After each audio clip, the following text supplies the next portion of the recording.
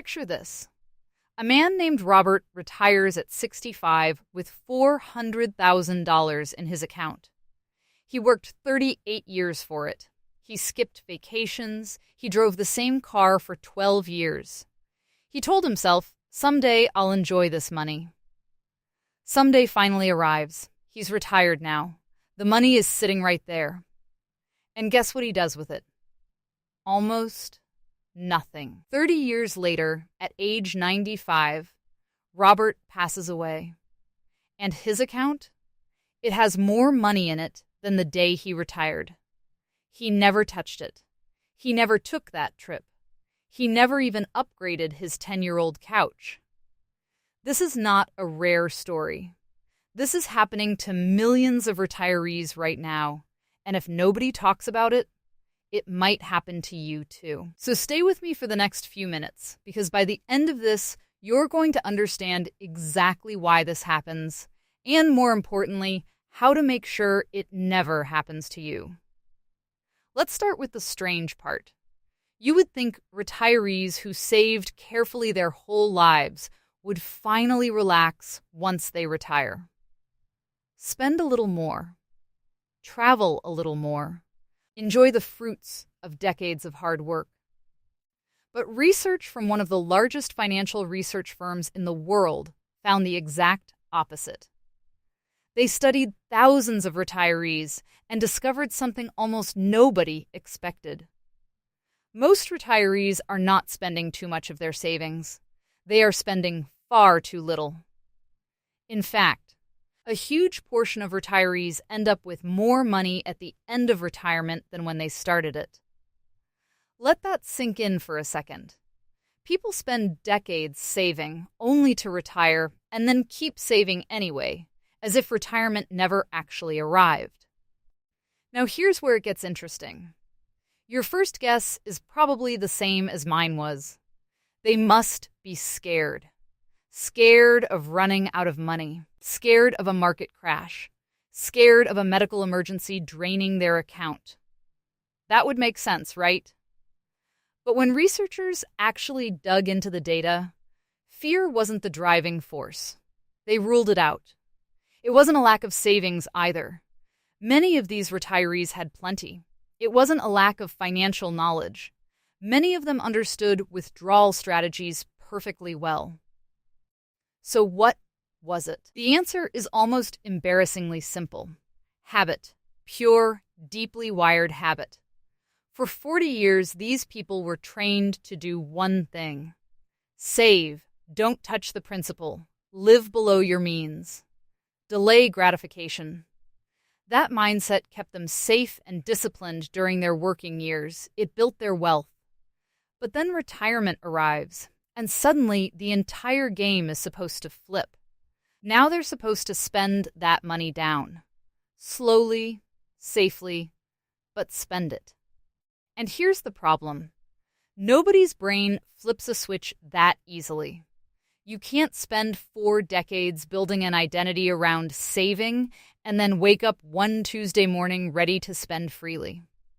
The habit doesn't know retirement happened. It just keeps doing what it's always done. Let's make this even more real with numbers, because numbers tell the story better than words ever could.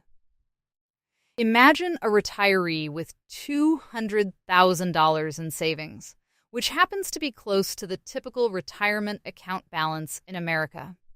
If this person decides to only live off the natural income their investments produce, meaning dividends and interest, without ever touching the original amount, here's what that looks like today. Given how low typical dividend yields are, that might generate somewhere around $2,000 to $4,000 a year. That's it. Compare that to what financial researchers calculate as a genuinely sustainable withdrawal amount from that same $200,000. It's closer to $7,000 or $8,000 a year, almost double. And if this person used a more flexible, responsive spending approach, adjusting slightly based on how the market performs each year, they could comfortably spend even more than that, sometimes reaching $10,000 to $12,000 annually, all while keeping their money on track to last their entire retirement. So the gap between what people actually spend and what they could safely spend isn't a small rounding error. It's the difference between a modest, restricted lifestyle and one filled with a few more dinners out, a few more trips to see the grandkids, a little more breathing room. There's a second pattern researchers noticed, and this one might hit close to home for a lot of people. It's called anchoring on required minimum distributions. In many retirement accounts, once you reach a certain age, the government requires you to withdraw a minimum amount every year, whether you need it or not. It's a tax rule, not a spending recommendation. But here's what actually happens in real life. A huge number of retirees treat that mandatory number as their entire spending budget. They don't ask, how much could I comfortably spend to enjoy my life? They ask, what's the smallest number the government is forcing me to take out? And then they simply put that money right back into savings instead of using it.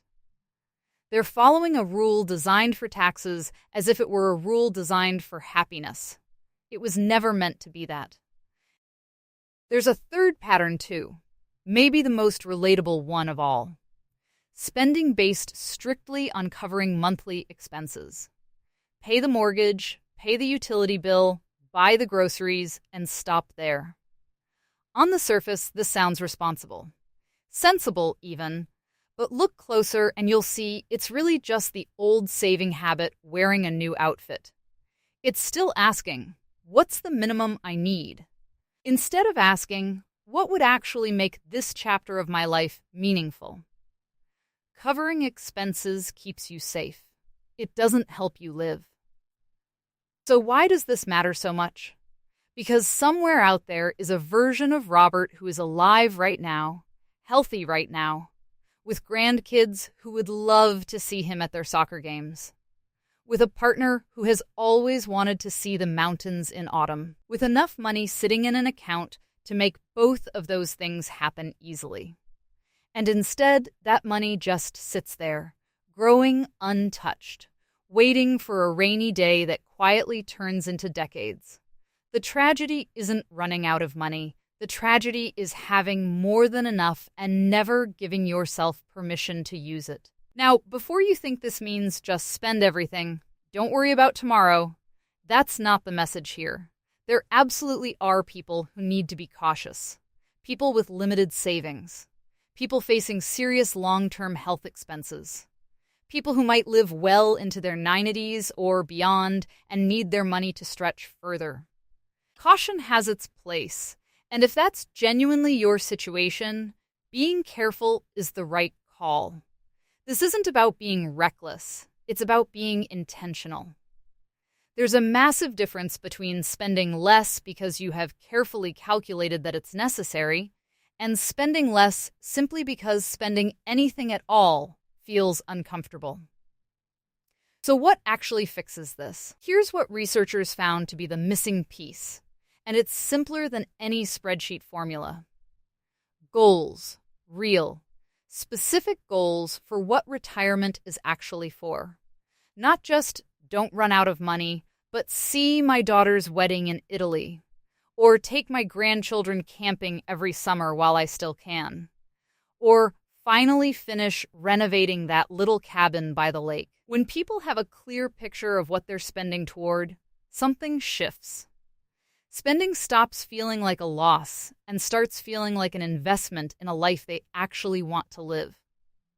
Without a goal, the safest option always feels like doing nothing. With a goal, doing nothing suddenly feels like the real risk. So here's what I hope for you, no matter where you are on this journey. If you're still working and saving, keep going. But don't defer every single joy to some future version of yourself who may not even want the same things you want today. Take the trip while your knees still let you hike the trail. If you're approaching retirement, don't just plan the finances, plan the life. Sit down and actually picture your days. Who do you want to spend time with? What have you been putting off for someday? And if you're already retired, this one is for you especially. You spent decades earning the right to enjoy this money. Give yourself permission to actually use it, not recklessly, not carelessly, but intentionally, joyfully, and without guilt. Let's go back to Robert for a second. Imagine a different ending to his story. Same savings, same 30 years of retirement, but this time, every few years, he takes that trip. He helps his granddaughter with her first car, he upgrades that old couch, sits on it every evening, and doesn't feel a shred of guilt about it. At the end of his life, his account balance is smaller. But his life? His life is full. And that's really the whole point of this video. The number in your account was never supposed to be the finish line. It was always just a tool, a means to build the life you actually wanted. Don't spend 40 years building the tool and then never build the life. If this gave you something to think about, drop a comment and tell me, what's one thing you've been putting off for later that you could actually start enjoying now? I read every single one. If you found this helpful, hit like so more people planning their retirement can find it, and subscribe if you want more videos like this every week. Thanks for watching, and I'll see you in the next one.